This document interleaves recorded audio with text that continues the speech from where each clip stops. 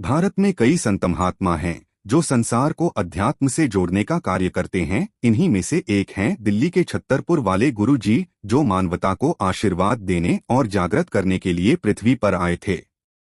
नमस्कार दोस्तों, आपका मेरे चैनल मोक्ष कहानियां में स्वागत है। 7 जुलाई 1954 को पंजाब के मलेरकोटला के दुगरी गांव में उनका जन्म हुआ था। गुरु जी ने अपने जीवन के शुरुआती चरण दुगरी गांव में ही बिताए। स्कूल कॉलेज गए और अंत में अर्थशास्त्र और राजनीति विज्ञान में डिग्री प्राप्त की। उनको जानने वाले बताते हैं कि बचपन से ही उनमें आध्यात्मिकता की चिंगारी थी। इस चिंगारी को पूरी तरह से जलने में देर नहीं लगी। लाखों लोगों के कष्टों को कम करने के लिए गुरुजी के आशीर्वाद की बौछार पृथ्वी पर गिरने लगी। जालंधर, चंडीगढ़, पंचकुला और नई दिल्ली सहित अलग अलग स्थानों पर उनके सत्संग आयोजित होने लगे, जिसमें भक्तों का बड़ी संख्या में जमावड़ा लगने लगा। भारत समेत दुनिया के अन्य हिस्सों से भी भक्त जन उनका आशीर्वाद लेने आते थे।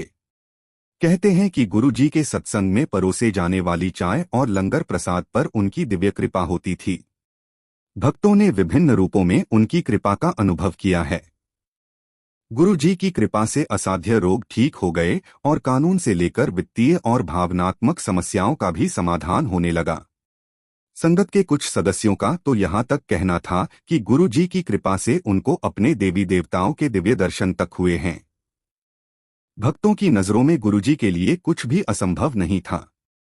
गुरु जी के दरवाजे ऊंच नीच, गरीब अमीर समेत सभी धर्मों के लोगों के लिए खुले थे। सबसे साधारण व्यक्ति से लेकर सबसे शक्तिशाली राजनेता, व्यापारी, नौकरशाह, सशस्त्र सेवाकर्मी और डॉक्टर समेत हर कोई उनका आशीर्वाद लेने आता था। सभी को उनकी समान रूप से आवश्यकता थी और गुरुजी ने सभी को समान रूप से आशीर्वाद भी दिया। उनके समीप बैठने वाले या उनके चरण स्पर्श करने वालों को भी उतना ही लाभ होता था जितना दुनिया भर में कहीं भी उनकी प्रार्थना करने वालों को होता था। जो सबसे ज्यादा मायने रखता था वह था भक्तों का पूर्ण समर्पण और गुरुजी पर बिना शर्त विश्वास। गुरुजी के चारों ओर दिव्य सुगंध रहती थी, मानो गुलाब के फूल खिले हो। गुरुजी ने कभी किसी से कुछ भी अपेक्षा नहीं की और न ही कुछ लिया। वह हमेशा कल्याणकर्ता के रूप में जग कल्याण करते रहे। उन्होंने एक बार बताया था कि उनका आशीर्वाद केवल इस जीवन के लिए नहीं है, हमेशा के लिए है। गुरुजी ने कभी भी कोई उपदेश नहीं दिया या कोई अनुष्ठान निर्धारित नहीं किया, फिर भी उनका संदेश भक्तों तक पहुंच गया। गुरुजी ने 31 मई 2007 को महासमाधि ले ली।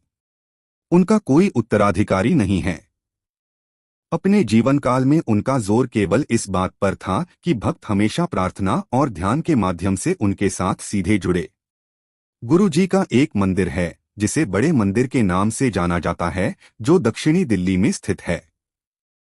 आज जब गुरु जी अपने नश्वर रूप में नहीं हैं, तो भी उनके आशीर्वाद चमत्कार कर रहे हैं। उनकी कृपा उन लोगों पर समान रूप से पड़ रही है जो अपने जीवन काल में उनसे कभी नहीं मिले।